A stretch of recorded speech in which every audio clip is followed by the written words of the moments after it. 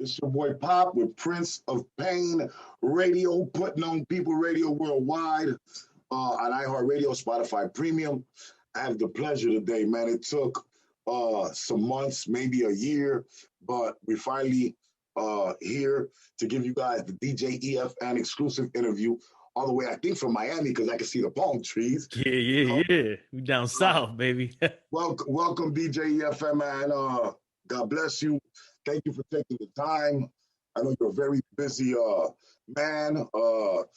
Salute to Dream Champs as well as your personal accomplishments in your career. Thank you. Anybody who is not in tune from Chicago and all the other places and followers that I have, make sure you check out Dream Champs, one of the best acclaimed hip hop shows right now. I'll ask them a few questions about how he got there and maybe some of the ingredients of their success on the show. But right now, I want to welcome you, bro, man. Like, congratulations, bro. Thank you, man. Thank you. Listen, thank you for having me, man. And I appreciate you. You always show love behind the scenes. So definitely, man, it's an honor to be here with you as well. Well, number one, I appreciate that it's been a little bit different for me.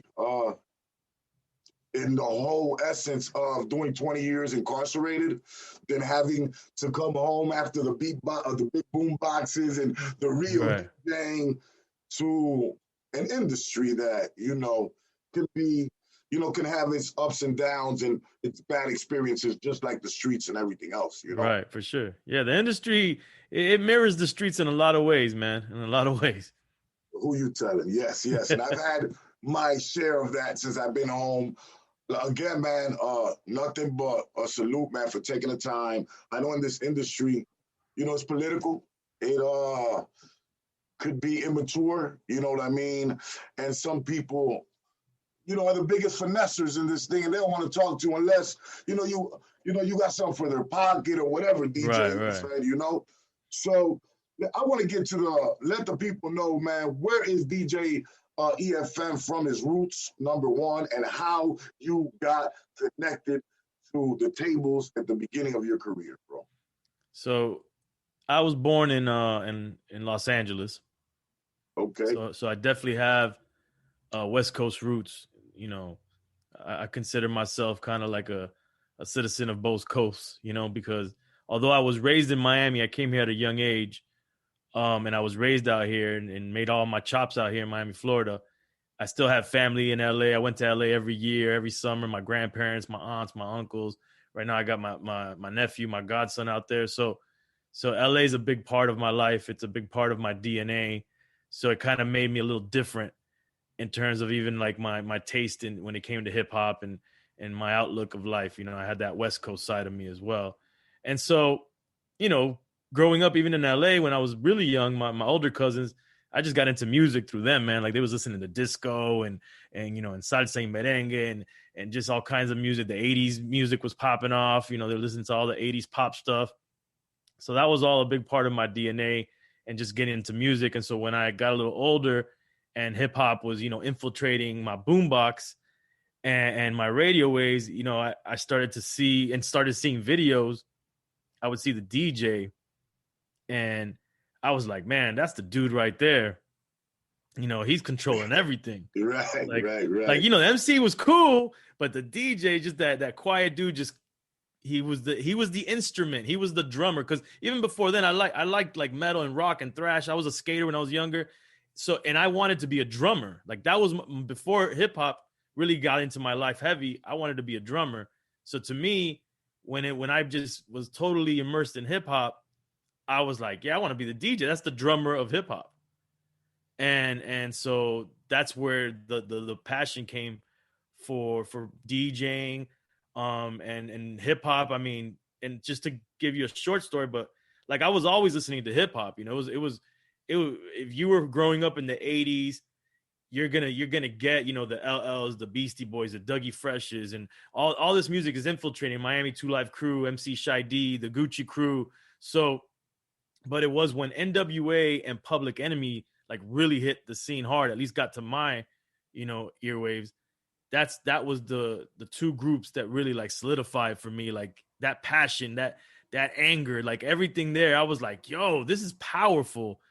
And that's what really made me fall in love with hip hop. And little did I know that it was more than just music. It was a culture that I was already living, because I was, we were already doing graffiti. We were already breakdancing. We just didn't, we didn't put it all together. We didn't know it was all a part of this culture. And once that I figured that out, it was like an explosion, like, wow, this is amazing. And then, from that point on, man, you couldn't tell me nothing, man. I was all about the culture, and then just trying to like elevate it and push it as much as I could as an individual locally in my area of Miami. My show is all about awareness, empowerment, education, and culture. We saw shit up, with the hip hop gas, and we're 420 friendly out here. But I always try to bring a positive message, no matter what. If we're bringing baddies, I love underdogs. I love that a DJ could get to be a superstar, that a videographer, like, for instance, Cole Bennett, the white boy that came out of Chicago, could blow up and, be a superstar and a representative of the culture. Right. You sit at a high place, DJ EFN. I don't think sometimes us as ourselves, we look like from the outside in, and we just kind of look, from the outside in, and we just look from the inside out. And, your platform and your position and your credibility, bro, plays. You got a lot of Latino or young artists, a lot of people in the culture that look for the game, that look for the experience and for the knowledge that you guys, you and Nori provide. You know what I'm saying? Right. How does it feel to, by fucking having a good time and loving what you do all your life, to finally really be accomplished, man, as a representative and spokesman for the game that we love, it feels great. I just try not to think about it too much, because I don't want to get in my own head, and it doesn't serve me it doesn't serve me in a positive manner to think of myself bigger than anything else other than what I'm doing, what my job is, and to stay humble and just know that, you could be on top 1 minute and you could be back at the bottom at any given minute. The whole thing is surviving, those ups and downs. And I've done that since I started my career in 93, right out of high school with my crew. I've seen it all, done it all, been a part of every aspect of the culture and in the industry. And mind you, people got to understand there's the industry and then there's the culture. Those are two different things. They intersect, but they're totally different things. Yes. And I've dealt with, all aspects of that. So, it feels good though, because I just started as a kid that wanted to put on for Miami, Florida's hip hop scene.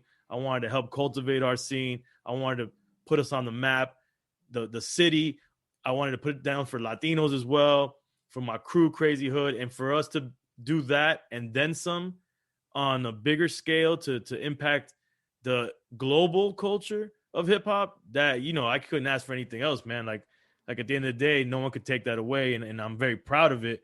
But I don't live in that space where it's like I made it because you never made it, because gotta. This thing, you're always working, bro, and you're working or helping people, and when you're a creator, man, you're a creator. Yeah. As far as what do you tell these DJs nowadays? Because it's a different culture. They're not pulling out 1200s and really, and the vinyl, and they're not coming up on the mixtape game. Right. Well, before what you tell these young DJs on maybe how to get involved in the industry if they've never done it yet. Who were some of the original? I know you had your own mixtape projects. I heard. Who were some of the main artists that you featured when you first started getting the mixtape game? Oh, man, when I started to really, like, I had my first series that I would put out that was just for my neighborhood, for the hood. I would just give it to my homies and stuff and make a mixtape for them.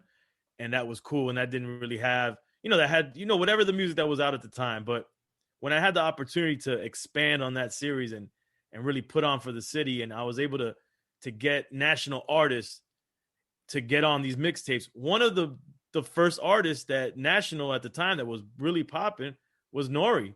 He came, besides the music that I was playing, like the records that I had, I'm talking about that did like a freestyle for me, or did stuff. Didn't you like, have Pitbull?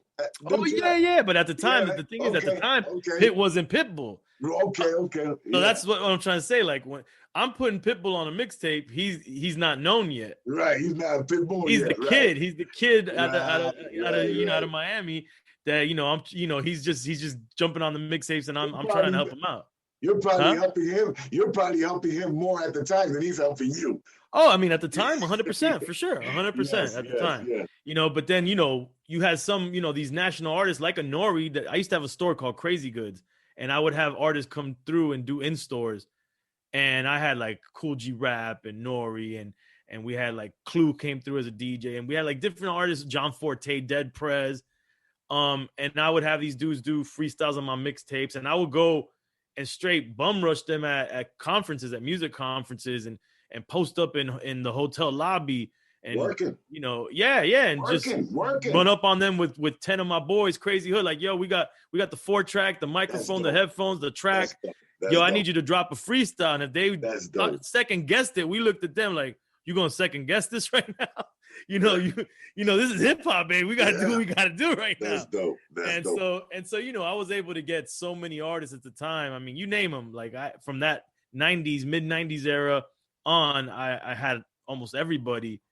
But Nori was pivotal because he was one of the first ones that was consistent. Like once he jumped on the first mixtape he was almost on every single mixtape. And if he wasn't physically in Miami doing something like a freestyle for me, he was recording in the studio in New York and sending it to me and making sure he got on the mixtape. And that's how that relationship with him started. Nice. So that's where you and Nori picked up? Yeah. That was how in 97, he stopped by my store. He was doing the promo run for Capone Noriega. Capone was locked up, so it was Nori by himself. Okay. And then the promoter, who's my homie, Phil the Mayor, who people know live on Sundays. He's the promoter for that. He brought him through my store. And then we did the freestyle, and I gave Nori some gear from my crew, Crazy Hood gear. I even got the picture from that day of him. He threw on the shirt right then and there, and we just connected, man. And like I've said this before, I think he was a smart dude because I don't think he was just doing that with me. Any city he went to, he was making a connection with the local DJs and the local crews, so that he had people in every city, that was taking care of him and looking out, and kind of like a street team for him in every city that had love for him. And the difference between him and I is that I was very aggressive about making sure that we both helped each other. It wasn't just one way, and we maintained that relationship. So, okay. And when because you guys, you brought it up, you brought Nori up, and so this whole long connection group of you guys became jammed. When did you guys notice about, oh, wait a minute, we got a fucking chemistry here. Let's put this fucking idea of Drink Champs together? I mean, so there's a long story, and I'm gonna try to like make it a shorter one for the sake of condensing it for the show. I was gonna get to that later, but I thought since we're already talking about it. Yeah. So we worked a lot. Like he had my group at the time. I had a group called The All, and we went on tour. He let us open up for him, and I did his first show in Miami as a solo artist when he put out the NORE album. My crew, we promoted that show. We brought him down. Then he had me help him do the Capone home show when Pone got out of prison. His first show was in Miami, his first official show. And I put that together. So we were working a lot. And whenever I would go to New York, I was hanging with Dugged Out Militainment. Whenever he's in Miami, he's hanging out with Crazy Hood Productions. And so what happens is eventually he moves to Miami. And this is after he did the reggaeton album. And I was never a big reggaeton fan. Like that wasn't my thing, No, you were with okay. So he knew that, and he was like, yo, E. I find that ironic, DJ EFN, because you in fucking Miami. I was just a diehard hip hop head trying to, dope. Okay. Fight, and trying to get respect for Latinos in hip hop, I'm like, and then reggaeton came, I was like, this is setting us back. Okay. that's respect for what reggaeton's done, but it wasn't my cup of tea, and he knew that. So when he came to Miami, he's like, "Yo, E, bring me back to hip hop," you know, and I, you know, I'm paraphrasing, but he basically was like, "Yo, E, I know you're the diehard hip hop head. Let's go. Let's get back to hip hop." And he started recording out of my studio 24/7. And then in those studio sessions, he drinking, he's smoking. My crew were always big drinkers, drinking Bacardi and vodka, whatever, just getting drunk all the time, studio session shit. Right. And so we started to do a show on Sirius XM, well, on XM before they even merged. Shout out to Leo G, 66 Raw. He put us down. He said, "Yo, you guys want to do a show?" So we did this pre-recorded show once a week that was on XM, and then it was on Sirius XM. It lasted for like 2 or 3 years, and it looked and sounded like Drink Champs. You and Nori? Yeah, me and Nori. You Nori, okay. Yeah, and out of my studio. What was the name of it? Out of my studio here in Kendall. It was called Militainment Crazy Raw Radio. Nori. Okay. You heard me? Militainment Crazy Raw Radio. Nori wanted to name it. Everybody's naming the fucking name of the shit. Okay. So we did that, and then we stopped, and because he went on the road, and I was managing this group Mayday, and I went on the road, and so I was trying to figure out a way we could do something like that again, and I got put onto podcasting. My homie Godfrey, Dominican homie from around here, he's a big he does a gaming podcast, so he was like, "Yo, E, you should do a podcast with Nori of what you was doing already." And long story short, I was putting Nori onto it. He wasn't ready. It took a couple years. I had the name Drink Champs already because we were saying that in the studio already. Me and the crew and Nori would all be like, "You're not a drink champ if you couldn't handle your liquor." So I liked it. I held that name. I grabbed the .com, grabbed the Twitter, grabbed the Instagram when it was available. I copywrote the bitch. I made a logo with my homie Scam. And when Nori was ready to do the podcast, like, "Yo, I got the name Drink Champs." He's like, "All right, fuck it, let's go." And then the rest is history. Well, you know what? Congratulations, bro, because you guys, you created and Nori started something that is phenomenal. You know, it's phenomenal. Nori was made for this. Yeah, he was made for this. Well, he's dope. Yeah, I mean, I watched the interviews. They're great questions. You guys get guys drunk, which is a great sauce, I'm sure, to the truth serum and making these guys really come out. Right. It was genius, bro, and it's pretty authentic. I do have a question from Chicago. This is gonna throw you off. This ain't got nothing to do with probably you think some shit I'm gonna ask me. But I posted this morning that I was gonna interview you today, and I had a guy on my Facebook ask me, man, and he's a lawyer, good guy, supported hip hop, one of my fans. Shout out to Muhammad. You know, he supports everything that we do. He told me, he said, ask DJ EFN. So this is from our followers and listeners. And I want to kind of ask the same question in a different kind of way as a Chicagoan. How come? Okay. Because now you told me your kind of ownership. You know, I can ask you this question. How come? Yeah, absolutely. How come? And salute. Don't take this the wrong way from me. Salute to everybody you guys that brought up there and appreciated and bigged up. You know what I'm saying? I already know where you're going with this. Let me hear the. I already know. It's just a Chicago question. No, it's not where you think I'm going. Yeah. They want to know, bro. How come they haven't seen Twista? They haven't seen Cold Hard. They haven't seen Crucial Conflict.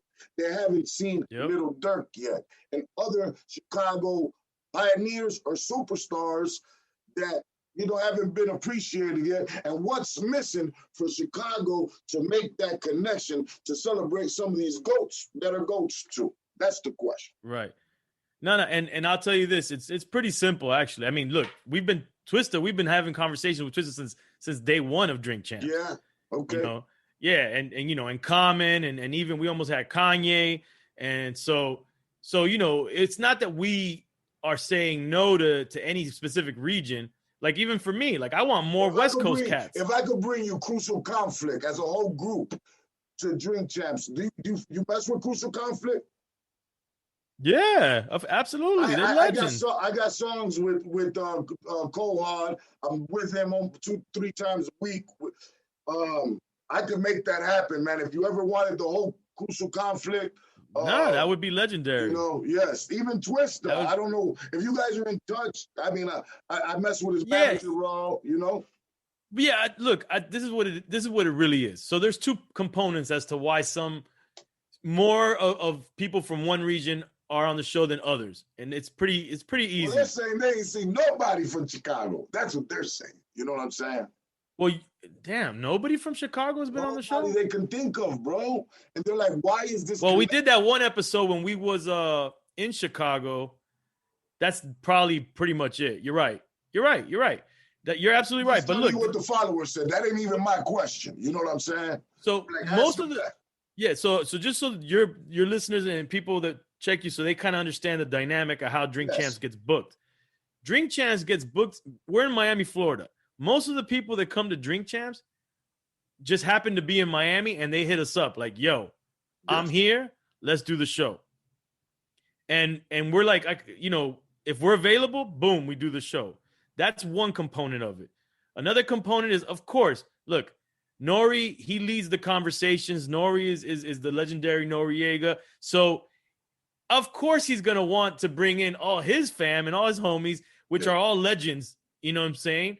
From Queens, from New York. Like, so that's also, boom, that's another component. Right. And then the third thing, which is the same as the first kind of, is that I talk to people all the time about being on Drink Champs, but we don't do the travel part of it.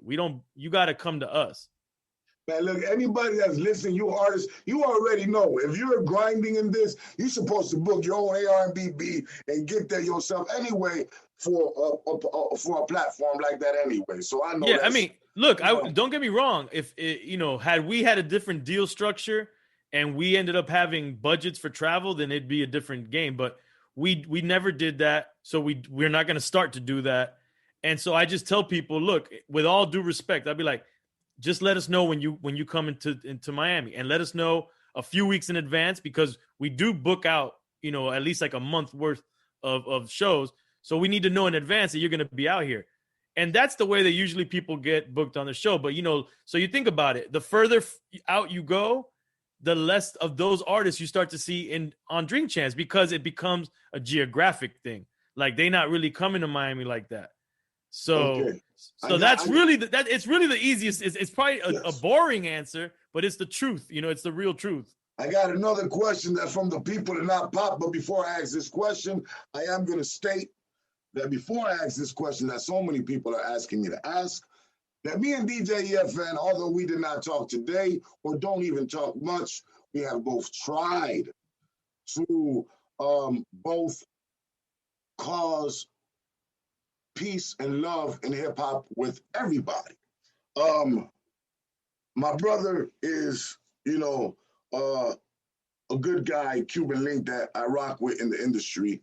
Right. That's my brother. Lo traigo a casa, he eat, and, he come to Chicago, we show him love. Not that we love him and don't love nobody else, you know what I'm saying? Right, but we've had love for Cuban. I understand that a lot of Cuban people, as well as myself, as well as you, have tried to get him on Drink Champs. I want to go past the fact that probably, won't happen ever. And it's and if I want to say something, then maybe you can correct me. You know what I'm saying? I think that'll work better instead of just asking you a question. I understand that as a personal friend of Cuban Link, and me even personally getting caught up in doing a diss track and involving myself in maybe, things that had nothing to do with me. I learned that, you got to be a man at the end of the day and carry yourself like a man. And love is stronger than hate. But I myself, I'm only responsible for pop. I can't, tell another person, hey, look, squash this, squash that, squash this, squash that. I want to say that I personally think PJEFN, nothing to do with you, but since Nori and Joe are such, tight, friends, that maybe that's the reason that we probably won't get a Cuban Link, because they'll probably won't squash I don't know. That's my answer to that. I'd look. I haven't spoken to neither of them about this specific thing in a long time. I brought it up on Drink Champs early on, Yes, you're the only one that ever does. You know, and so it's safe to say that, yeah, you're probably right. But I would want nothing less, you know, or maybe I'm saying it wrong because I'm dyslexic. Nothing more than to see these guys squash whatever issue they have, bro. and to see an example of unity. Yes. Not just for Latinos, but hip hop in general. Oh my God. That would be beyond amazing to me if that would happen at some point. But at the end of the day, I've decided, like I've realized to myself, I was like, look, yes, I can only mention it so much. And at the end of the day, I wasn't behind the scenes in whatever personal stuff these guys had going on. So therefore, I really got no right to talk about or give complete opinion on what stuff I don't know about. Yes, I get it. And so at a point, you know, you gotta let men be men and do what men do, and let them, you know, live their lives, and at least, you know, they're not going at each other. Yes. Which is to me better than nothing. You know what I'm saying?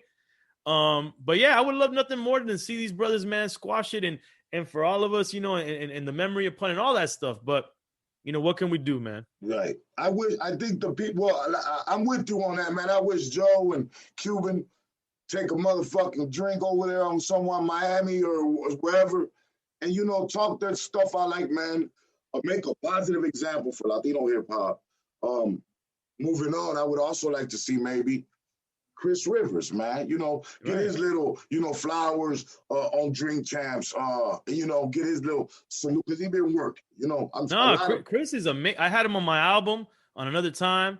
I got a track with him, Keith Murray, Scam, and Joel Ortiz. Joel's dope, bro. Joel's dope. Dope. And I, you know, and me and Chris, you know, we communicate behind the scenes every once in a while.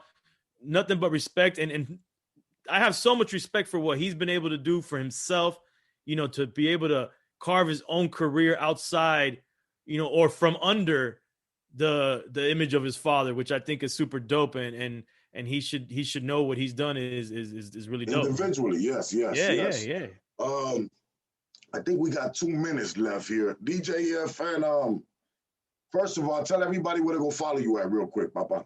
Oh man, check me out Instagram at Who's Crazy, and Twitter at DJ EFN, and the company is crazyhood.com and drinkchamps.com. You got another show going on, The Fatherhood. You want to describe that real quick? Yeah, man. You know, I got 2 young ones. I got a baby boy and I got a toddler. My daughter, she's about to be 3. And so, congratulations. You know, thank you, brother. So that's been a whirlwind for me and put my life upside down and changed everything. So I started this podcast with 2 of my homies who were already fathers, who I was always hitting up, asking for advice. And it's called Fatherhoods. And it's basically being a father and a parent from the hip hop perspective. And we talking, you know, our language and how to, you know, and talking about being parents and fathers. You know, I do that sometime. I got a daughter and I was locked up 20 years, so that's been a hell of an experience coming home. She's grown already, you know, but right. It's a great relationship now, you know. Absolutely, man. One more question before we get up out of here, man. Yeah. King DMX, bro. One of your guys' last interview, he stopped by you guys. Yeah, man. Any words you want to say about, you know, X, bro? Bro, first of all, you know, rest in peace and condolences to his family. And we're just unfortunately, we're very lucky that we got that opportunity to talk to him again. It was his second physical appearance on Drink Champs, but it was his 3rd appearance because he did a quarantine Zoom episode with us. And it was just such a dope experience that in that moment you didn't know how dope it was till after the unfortunate stuff that happened, because he was just in such a good space. He was you could tell he was happy to be there. He was having fun with Drink Champs. He was, you know, we were all having fun. He was cracking jokes. It was a pleasure, man. And it's just, I never in a million years would have thought what happened would have happened. He was around. He was living in Miami and he was around us. I would see him all the time. He was hanging with Nori all the time. So it's just sad, man, and more so for the family, for the kids. You know, we lost an icon in hip hop, man, and like we say in español, un monstruo. Chacho. I got a blessing, bro, and a chance. I don't know if you know EFN, I toured, man, with X twice, bro. Wow, that's dope. And that was my dog, you know. Yo lo tenía acá en Chicago una semana, you know what I'm saying? He didn't need nothing for nothing, you know. He was good. We did the concert at the Portage Theater. He hit me back about a year later. We stood in touch, always texting. He did the 20-year anniversary for the record. It's Hell is Hot, Dark, or, you know, his 20-year anniversary. Right. He did an Indiana tour, and I went with him on that. So he was a real dude, man. One of the most ghettoest, humblest, man. Real. Bro. Real is beyond is the reality of who DMX was. Just a real ass dude. Yes, it's been a pleasure. EFN, we will be with some baddies in Miami soon. Maybe we'll get together. Let's stay in contact. I'm going to try to make that Crucial Conflict or the Twister or any of these, you know, Chicago legends that are actually, you know, deserve, you know, that I feel deserve, or the people feel deserve, that I think the people deserve. I'm going to link you guys up. Gracias por la entrevista, man. It's been a pleasure. Support Pop Radio Worldwide, iHeartRadio, Spotify Premium, right here with my man DJ EFN exclusive. Shout out Chicago, man. Shout out Miami. And you heard what he said, man. Latino unity and hip-hop love, man. We need more of that. You know what I'm saying? Yeah. It's an industry, and then there's the passion and love of music, man, and the business. Don't get those mixed up. Thank you, DJ EFN. My pleasure, homie, man. Take it easy, man. Thank you for having me, brother. Love, bro. Peace to you, man.